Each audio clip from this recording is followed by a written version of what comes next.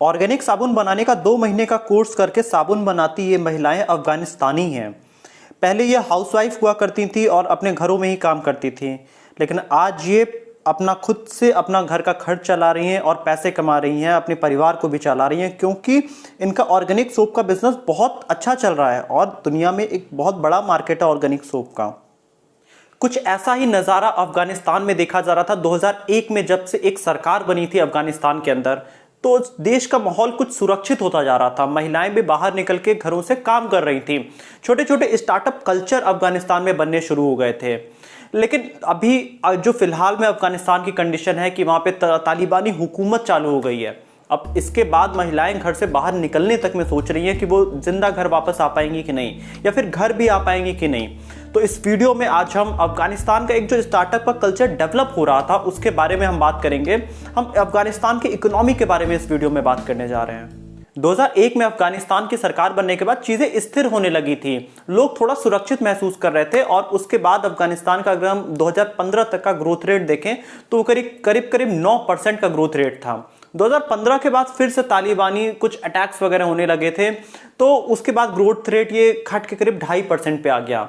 अगर हम छोटे देशों की बात करें जिनका इनकम स्केल बहुत लो है, उनमें अगर अफगानिस्तान की बात करें तो अफगानिस्तान अपने टोटल जीडीपी का 29% खर्च करता है अपने वॉर के लिए, अपने देश की सुरक्षा के लिए, जबकि बाकी जो देश होते हैं छोटे, अगर हम देशों की बात करें, वो 3% ज़्यादा से ज़्यादा खर्च करते हैं, क्योंकि वो सुरक्षा पे नहीं, वो देश की इकोनॉमी पे ज़्यादा ध्यान देते हैं। दोस्तों, बड़े स्टार्टअप वहीं पे खुलते हैं जहां की गवर्नमेंट बहुत सशक्त हो, मतलब देश वहां पे सुरक्षित स्थिति में हो।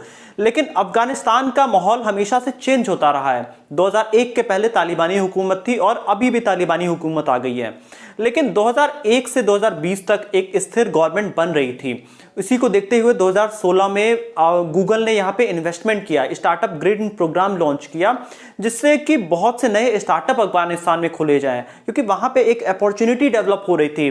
कंपनीज देख रही थी कि फीमेल्स का इन्वॉल्वमेंट बढ़ता जा रहा है। आज के डेट में अफगानिस्तान में करीब 22% फीमेल्स इन्वॉल्व हैं अपने बिजनेसेस में। वो अपना घर का कुछ भी छोटा या बड़ा कुछ काम किया करती हैं या किसी स्टार्टअप्स को खोल के बैठी हुई हैं। अफगानिस्तान में इंक्यूबेशन सेंटर्स खुलने लगे थे, मतलब जहां पे कि स्टार्टअप्स को हेल्प किया जाता है, उनको सीड राउंड ऑफ फंडिंग से लेके उनको ग्रो करने में। अब इससे बहुत सारे स्टार्टअप्स ने हेल्प लिया और वो ग्रो भी होने लगे थे। अगर हम यहाँ पे बात करें जरीफा रजी की, जिन्होंने अपना घर से एक स्टार्टअप छोटा सा चालू किया था अफगानिस्तान में। जरीफा ऑर्गेनिक फूड प्रोडक्ट घर पे बनाया करती थी, बाद में उन्होंने इंक्यूबेशन प्रोग्राम अगीज प्रोफेशनल सर्विसेज ज्वाइन किया और उसके बाद वो अपना स्टार्टअप धीरे धीरे ग्रो करने लगी। फूड प्रोडक्शन फैक्ट्री उन्होंने खोल लिया था पहलगाम डिस्ट्रिक्ट में 2019 में, और इसके बाद उन्होंने बुशरा तरणुन नाम का अपना एक स्टार्टअप लॉन्च कर दिया था, जिसमें उन्होंने बहुत सारे प्रोडक्ट ऐड कर लिए थे। तो कुछ इस तरह का एक स्टार्टअप कल्चर अफगानिस्तान में ग्रो हो रहा था। 2018 में शबीर अहमद हमीद ने एक स्टार्टअप शुरू किया था जो कि छोटे बच्चों को म्यूजिक, डांसिंग, पेंटिंग और हैंडीक्राफ्ट वगैरह की चीज़ों में मदद करता था।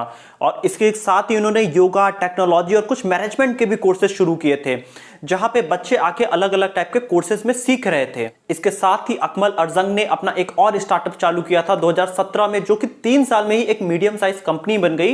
ये एक टेक्नोलॉजी का स्टार्टअप था।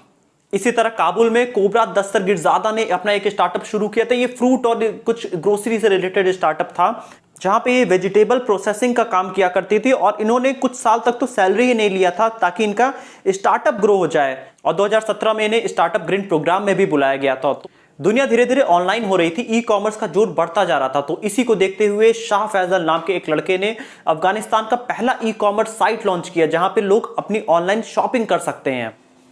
इस स्टार्टअप का नाम था अर्जंक मार्ट, जो कि लोगों को ऑनलाइन ऑर्डर करने पे चीजें उनके घरों तक पहुंचाया करता था।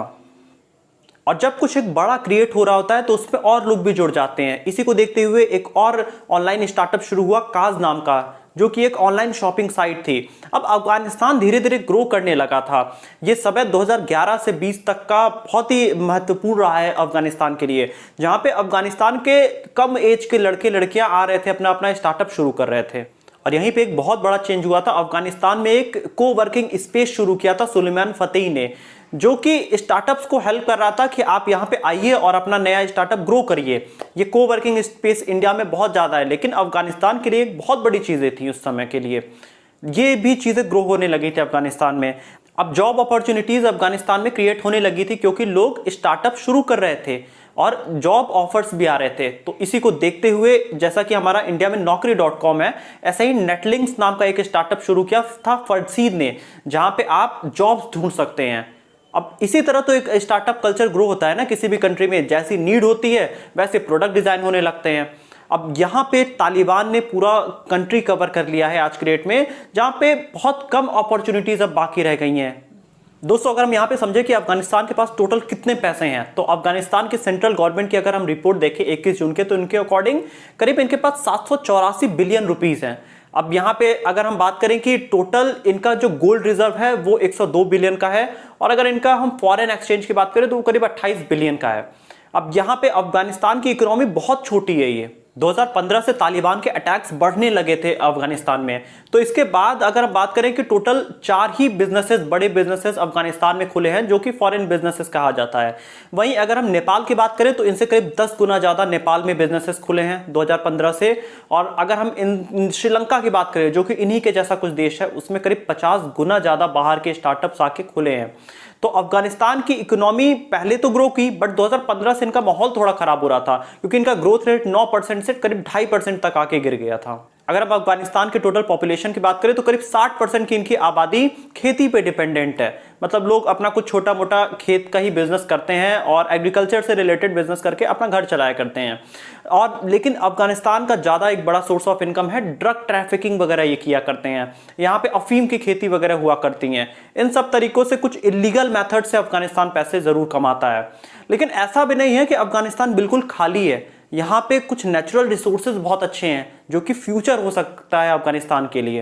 अफगानिस्तान में बहुत सारे मिनरल्स अवेलेबल हैं, जैसे कि कॉपर, कोबाल्ट, कोल, आयरन ओर। इनके पास एक ऑयल और गैस का भी बहुत बड़ा एक रिजर्व है। एक बहुत बड़ी अपॉर्चुनिटी अफगानिस्तान के पास है कि इनके पास लिथियम है। लिथियम की जरूरत अब हर देशों को इस समय है, क्योंकि जीरो कार्बन एमिशन का जो भारत का भी सपना है और बाकी बहुत दुनिया का सपना है कि कार से कार्बन एमिशन बहुत कम हो, तो इसके लिए लिथियम की बैटरीज वगैरह बहुत जरूरी है, क्योंकि इलेक्ट्रिक कार ही फ्यूचर होने वाली है। अगर हम यहाँ पे बात करें, मोबाइल्स में लिथियम यूज होता है, तो लिथियम एक बहुत बड़ा इनका प्रोडक्ट है अगर उसको बहुत अच्छे से यूज किया गया तो। बट तालिबानी गवर्नमेंट में ये कहां पॉसिबल है। एक अगर स्टेबल गवर्नमेंट होती तो एक कल्चर बन रहा था, जो कि अब टूट चुका है शायद। अगर हम एशियन डेवलपमेंट बैंक की रिपोर्ट की बात करें तो अफगानिस्तान की 47% से भी ज्यादा आबादी पॉवर्टी लाइन के नीचे है, मतलब गरीबी रेखा के नीचे आती है। अगर हम यहाँ पे बात करें, 34% लोग $2 से भी कम का रोज का कमाई करते हैं। अगर हम $2 की बात करें तो 150 रुपए के आसपास होता है, इससे भी कम लोग कमाया करते हैं। इसको देखते हुए IMF ने कुछ करीब $650 बिलियन का एलोकेशन किया था प्रोजेक्ट इनके देश में, लेकिन उसे फ्रीज कर दिया गया, क्योंकि तालिबानीज ने यहाँ पे अभी अटैक कर दिया, और तालिबानीज ने जब देश को कॉन्कर कर लिया तो इसके बाद वो पूरे पैसे फ्रीज कर दिए गए कि वो पैसा अभी तालिबान यूज नहीं कर सकता है। अपने पॉलिटिकल इनस्टेबिलिटी, सिक्योरिटी इश्यूज और करप्शन की वजह से आज अफगानिस्तान, अगर वर्ल्ड बैंक की रिपोर्ट की बात करें तो करीब 190 देशों में बिजनेस सर्वे में बात करें तो 173वें नंबर पे आता है, जो कि आगे आने वाले टाइम में आप देख सकते हैं और भी नीचे जा सकता है, क्योंकि तालिबानी को नहीं पता है कि देश कैसे चलता है। देश लोगों से चलता है, देश महिलाओं से चलता है, देश नए उम्र के लड़कों से चलता है, जो कि कुछ बिजनेस में अपने देश में हेल्प कर सकें। लेकिन अब ये होना ज्यादा पॉसिबल नहीं दिख रहा है, क्योंकि तालिबानी इसको पता नहीं है। वो औरतों को बुर्के में रखना चाहते हैं, लेकिन 22% की जो फीमेल्स का कंट्रीब्यूशन था, ये बहुत बड़ा कंट्रीब्यूशन था, जो कि अगर कम हुआ तो अफगानिस्तान और नीचे चला जाएगा। तो दोस्तों यही था एक इकोनॉमिक एनालिसिस हम मेरे तरफ से, कि तालिबान का जो फ्यूचर हो सकता है वो और ज्यादा खराब हो सकता है अगर तालिबानीज ने यहाँ पे सब चीजें बंद कर दी तो दोस्तों यही था आज का वीडियो। आपको वीडियो अच्छी लगी है तो वीडियो को लाइक करिएगा, कमेंट में लिख के बताइए कि आप क्या सोचते हैं तालिबान के बारे में, और यहाँ पे कैसा आपको इकोनॉमी सिनेरियो देखने को लग रहा है फ्यूचर में आने वाले टाइम में। तो वीडियो अच्छी लगी तो वीडियो को लाइक कर दीजिएगा, चैनल को सब्सक्राइब कर दीजिएगा, बेल आइकन भी प्रेस कर दीजिएगा।